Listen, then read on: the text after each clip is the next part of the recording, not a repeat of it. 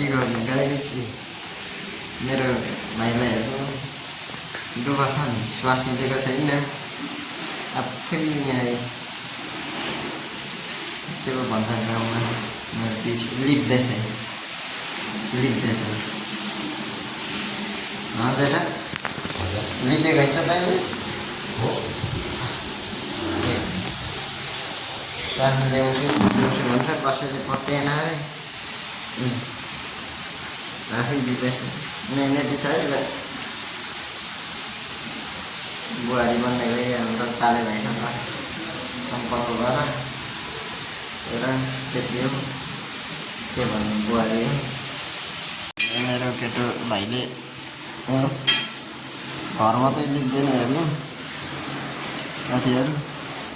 उसले सब्जी बनाउँदैछ खाना पकायो यो केटो एकदम मेहनती छ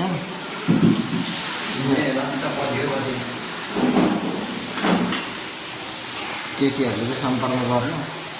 केटोले भात त पकाएर खानु दिन्छ